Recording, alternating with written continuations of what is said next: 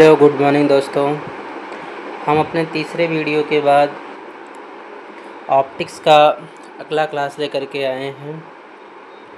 इस क्लास में हम लोग रे ऑप्टिक्स के फर्स्ट टॉपिक के बारे में डिस्कस करेंगे। रे ऑप्टिक्स का फर्स्ट टॉपिक है रिफ्लेक्शन। जैसा कि हम लोगों ने रे ऑप्टिक्स में देखा कि हम लोग लाइट के पार्टिकल नेचर का स्टडी जो होता है कि रे ऑप्टिक्स में करते हैं।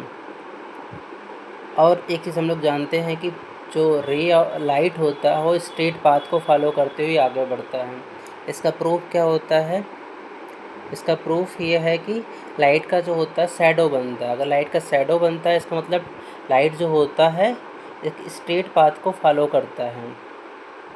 ठीक है। ये जो रिफ्लेक्शन ऑफ लाइट होता है ये प्रूफ करता है क्या? प्रूफ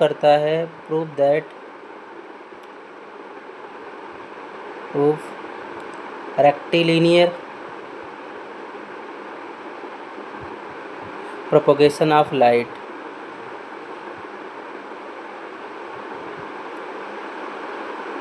गेशन ऑफ लाइट को क्या करता है? ये प्रूव करता है। सपोज करो हमारे पास एक शाइनिंग रिफ्लेक्टिंग सरफेस है, इसको हम लोग प्लेन मिरर भी कहते हैं। ये जो प्लेन मिरर के जो पीछे होता है इस पे जिंक सल्फाइड और लेड ऑक्साइड का क्या होता है पेस्ट करके हम लोग इस पे पॉलिश कर देते हैं। सपोज करिए जब एक रे ऑफ लाइट है यहाँ पर इंसिडेंट करती है, इंसिडेंट होने के बाद यह अगर अपने सेम मीडियम में ही वापस लौट जाता है तो लाइट के इस फिनोमेना को हम लोग बोलते हैं, लाइट के इस फिनोमेना को रिफ्लेक्शन ऑफ लाइट कहते हैं। जिस पॉइंट पे ये हो गया हमारा इंसिडेंट रे, ये हो गया हमारा रिफ्लेक्टेड रे। जिस पॉइंट पे इंसिडेंट करता है इसको हम लोग पॉइंट ऑफ इंसिडेंस कहते हैं। अगर इसके पॉइंट ऑफ इंसिडेंस से पास होने वाला और सरफेस के परपेंडिकुलर कोई हाइपोथेटिकल लाइन ड्रॉ कर दे तो इसको हम लोग बोलते हैं नॉर्मल। ये जो इंसिडेंट रे है नॉर्मल के बीच को एंगल को हम लोग एंगल ऑफ इंसिडेंस, और नॉर्मल और रिफ्लेक्टेड रे के बीच के एंगल को हम एंगल ऑफ रिफ्लेक्शन बोलते हैं। जब लाइट किसी भी सरफेस पे इंसिडेंट होती है तो जो इंसिडेंट रे में रिफ्लेक्शन के बाद क्या क्या नहीं चेंज होता है? Unchange physical quantity. अनचेंज में आता है फेज, अनचेंज फिजिकल क्वांटिटी है frequency, wavelength and speed of light.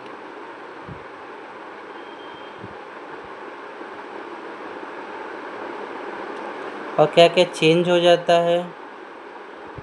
कहेंगे रिफ्लेक्शन में चेंज हो जाता है फेज चेंज होता है, और चेंज होता है intensity of light.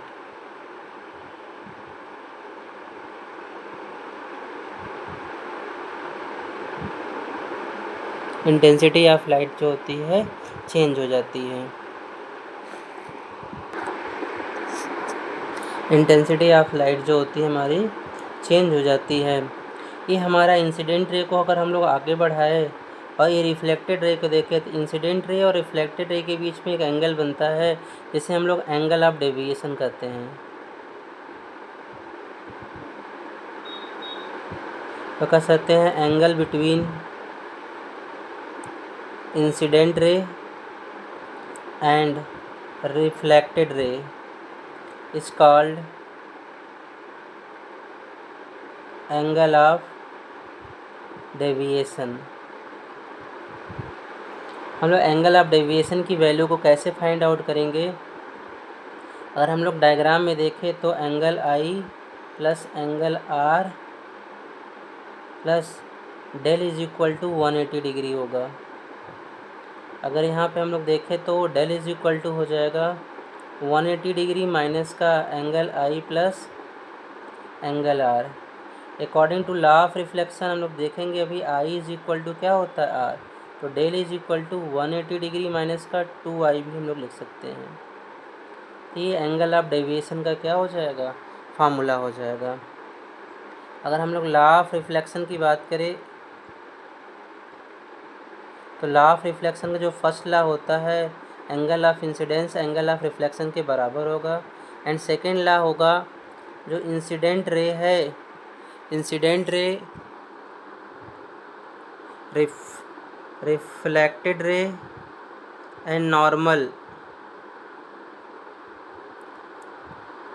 Lie on same plane.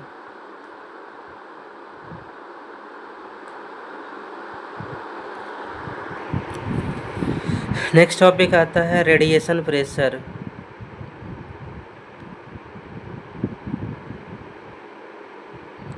When light, जब लाइट किसी भी सरफेस पे परपेंडिकुलर नॉर्मली इंसिडेंट होती है तो उसके ऊपर वो प्रेशर एग्जर्ट करती है, जिसको हम लोग रेडिएंट प्रेशर बोलते हैं। तो pressure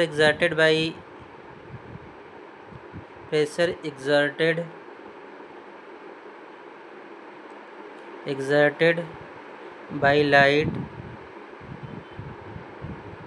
on a surface is called radiant pressure। अगर हम लोग बात करें, जैसे लाइट यहाँ पे स्ट्राइक करेगा, अगर ये भी वेलोसिटी से आएगा, वापस भी किसी वेलोसिटी से जा रहा है, तो इसके मोमेंटम में जो होता है चेंज आता है। मोमेंटम में चेंज होने की वजह से यहाँ पे एक फोर्स कॉज करता है, rate of change of momentum के बराबर फोर्स कॉज करता है। अगर हम लोग प्रेशर की बात करें तो प्रेशर इज इक्वल टू होता है फोर्स अपॉन एरिया। फोर्स कितना हो जाएगा, is equal to delta P upon A, force हो गया delta P upon delta T, और एरिया पहले से है तो delta P upon delta T into area, ये जो होता है प्रेशर का फार्मूला हो जाएगा।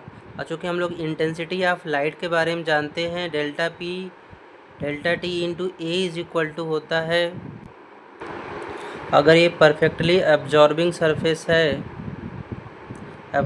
सरफेस है तो जो पी की वैल्यू होती है u बाई सी होती है, तो डेल्टा टी इंटू ए आ जाएगा, u upon delta T into A is equal to intensity होती है आई बाई सी।